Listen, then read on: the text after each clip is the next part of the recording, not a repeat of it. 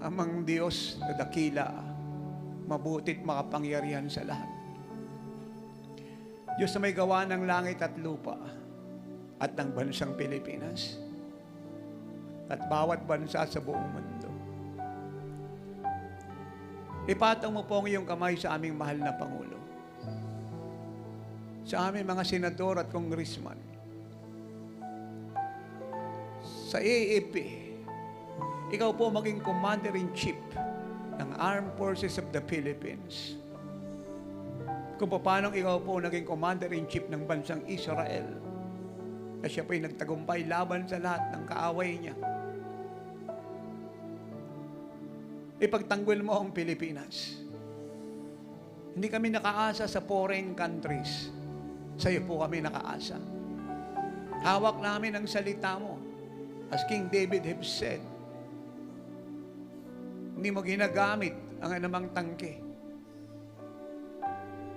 ang anumang nuclear submarine, anumang warship at warplane upang magtagumpay. Ang ginagamit mo ay ang iyong kamanghamangang kapangyarihang higit sa lahat ng ito. Nasaklaw mo po ang kalangitan, ang kalupaan, ang katubigan, ang sangkatauhan. Have you not said in Isaiah 66 verse 1 and 2, ng langit ang iyong trono, ang lupa ang tungtungan ng iyong mga paa. Kaya mo po, O Diyos, na payapain ang karagatan at kaya mo rin po siyang pag-alabin. Lord, deploy legions and thousands of angels to the West Philippine Sea. We deploy you.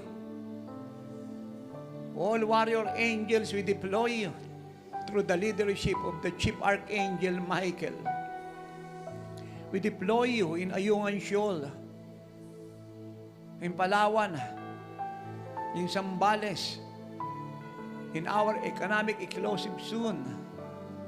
We deploy you, and we declare the honor of the West Philippine Sea of Ayungan Shoal ay ang Pilipinas.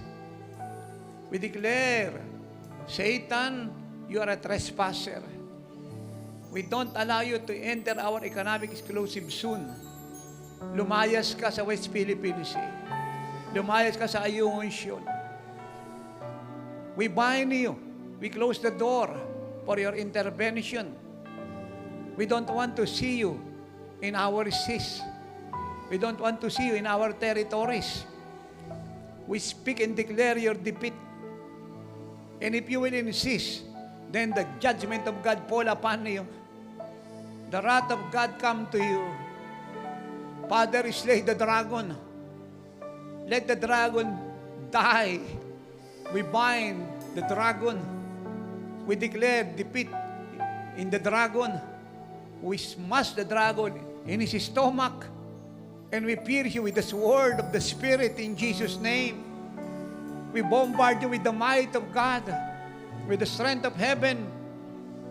And Father God sent Michael and beheaded the dragon. Let the dragon be torn into pieces. Crush the spirit of the dragon in China. Break it, destroy it. Put to death the dragon spirit. Let that communist regime fall and fail. And Father God, hear the cry of your children, your sons and daughters in the underground churches in China, that almost 1 billion Christian who is crying day and night and day for freedom and liberty. Hear their cry. Honor your word through the mouth of your prophets, O God. Let your church in China rise up and let the spirit of communism fall and be under their feet, O God. We clothe the West Philippines with your blood and we declare you are the shield of our country. In Jesus' name. Dinideclare namin na powerless ang papasok ditong anumang puwersa ng China, siya man ay warship, warplane, o nuclear submarine, we declare it is powerless.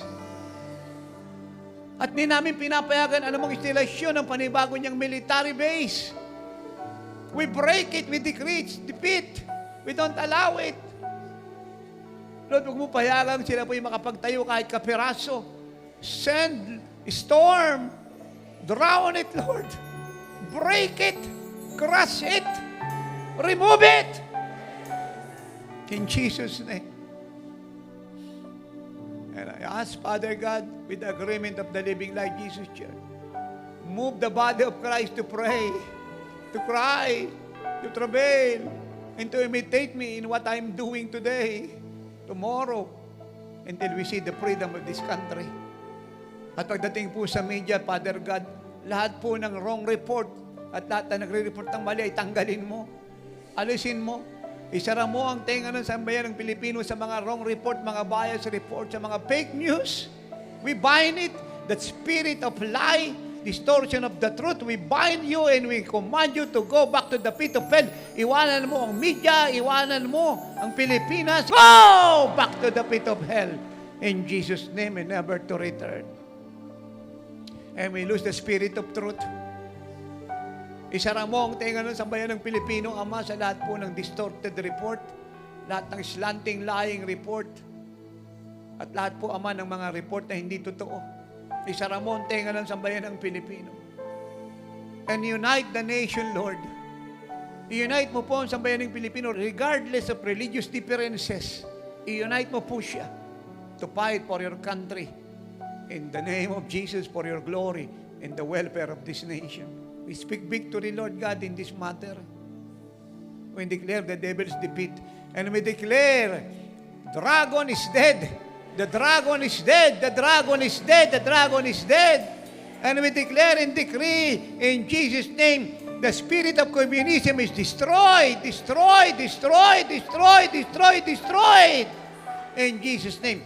And the church in China is rising in power, ascending to where God is, ruling and reigning. And the more the church in China ascend, the more the spirit of the dragon descend back to the pit of hell. And thank you, Father, it is done. So Philippine Island, Jesus is your shield, He is your God, He is your Lord. Increase 1,000 times in Jesus' name. We speak prosperity to you. We speak your salvation, freedom, and deliverance. We speak that the glory of God will cover you and visit you, south, east, west, and north. And we declare ang mga nasa bundok ay bababa at pupunta sa church. Ang armed conflict ay titigil, ang rebellion ng communism ay mawawasak. At ang mga komunista ay hawak ng Biblia, iiwanan ng Armalite at susuko sa Diyos at magbabalik loob sa gobyerno. Ama, hiningi namin ng 110 million plus na Pilipino. Mobilize, Jesus is our shield, Lord God, to evangelize them day, night, night, and day. All over NCR, Luzon, Visayas, and Mindanao. Gamitin mo mighty television at radio programs ng Oras ng Himalang, amin 24/7 na YouTube ng Oras ng Himalang. At ang bawat chapter ng Jesus Shield ay pagliwanagin mo, O Diyos. At dali mo po sila sa bawat chapters ng Jesus is our shield. And for the church, Father God, thank you for visiting them and sending me to them and them to me for them to experience apostolic revival. Malalahanin mo po ang mga nagpo-40 days ang nagsasakripisyo ng buhay upang ang church mo po ay makaalis sa worldliness, sa sin, sa lahi, sa hypocrisy, sa social life at siya'y pumunta sa simple spiritual, spirit-filled life at saving lives. Yes, Lord. Maraming pong salamat at pagpalain mo ng sobra-sobra ang GSI Shield na mga biyayang ito ay gagamitin namin para ipasok ang bilyong kaluluwa sa iyo pong kaharian. Ang mga nag-evangelize ay balutan mo ng iyong proteksyon ng lakas mo. Samahan mo, bata, matanda, lalaki at babae. At lahat ng perang sinakripisyo sa kaligtasan ng bansang ito at buong mundo at perfection ng yan, ibalik mo ng napakaraming ulit. At habang patuloy kami lahat na nagbibigay, ang ibabalik mo ay sobra-sobra sa aming ibinibigay. At establish mo pa ng maalab at maapoy mga prayer meeting sa bawat chapters ng GCI. At ibaba mo siya sa bawat fellowship sa bansang ito. At sa bawat bansa sa buong mundo. Dahil ang sabi mo sa propesya, sa kampo ng GCI ay marinig ang panaghoy at panalangin araw at gabi. This is your word, Father. And we are fulfilling the prophecy. Marami pong salamat. At panatilihin mo ang consecration ng buong Jesus is our shield. Huwag makalimutan ng mga anak mo that without holiness, no one will see the Lord. That we must live a holy life, for you are holy. For in this world, we are like you, Lord. Marami pong salamat sa pagsagot mo sa amin ngayong araw at oras na ito at patuloy mong pagpapagaling sa lahat po na may sakit hirin na broda. Hindi lang sa nasa lugar na ito, hindi lang yung nanonood sa TV, nakikinig sa radyo, yung inaabot po nito sa live streaming worldwide at sa aming 24/7 na oras ng Himala live streaming sa YouTube na meron pong subtitle na English. Ihatid mo po ito sa lahat, Ama. Ito ay programa mo. And thank you for honoring our obedience.